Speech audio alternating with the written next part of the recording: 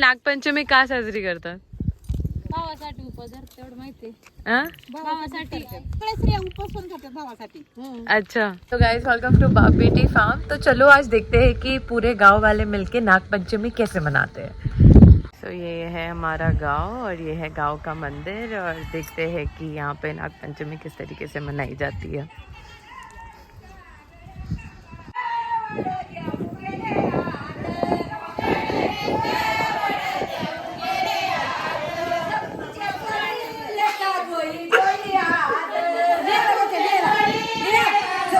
नहीं भी शूट करती है, तुम्हें साथ भी शूट करती है।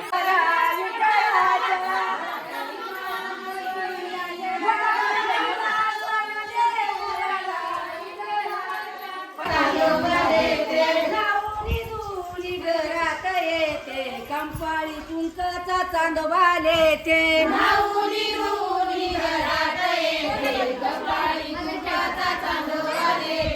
पाची पकवानाल भरील ताट राधाबाई बोले वाया उठ पाची पकवानाली भरील ताट राधाबाई बोले वाया उठ पाची पकवानाली भरील देवी नेवा विठ्ठला विठ्ठल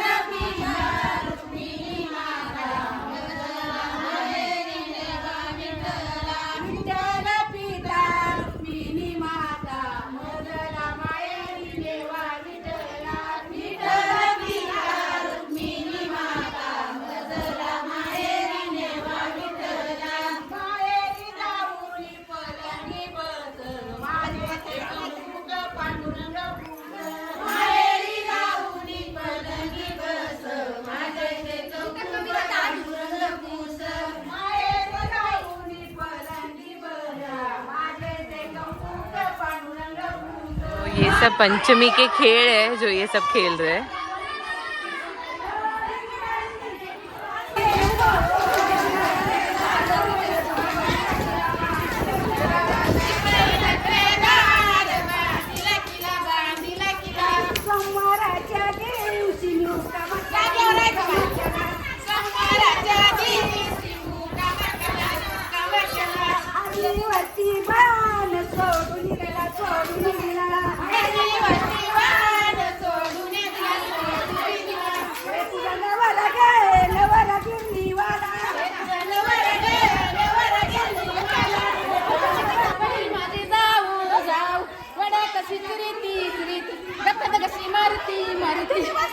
नाही वाटणार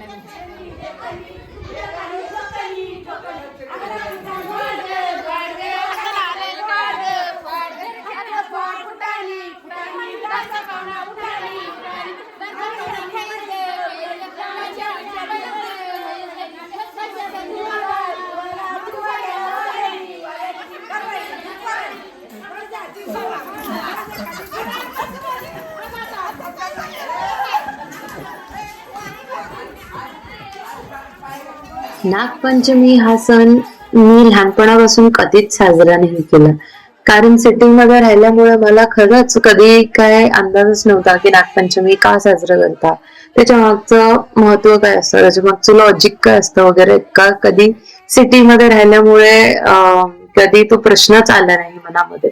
पण इथे गावामध्ये शिफ्ट झाल्यानंतर असं नेहमी वाटलं की अरे इथं इतक्या सुंदर बायका सकाळी नटतात वगैरे, छान छान कपडे घालतात, मंदिरात जातात, पुजतात, गाणी वगैरे म्हणतात. तर भले मी ह्या फार्म मध्ये 3 वर्ष झालं आधीपासून राहतीये, पण हा सण मला आज खरा तर साजरा करायला मिळाला.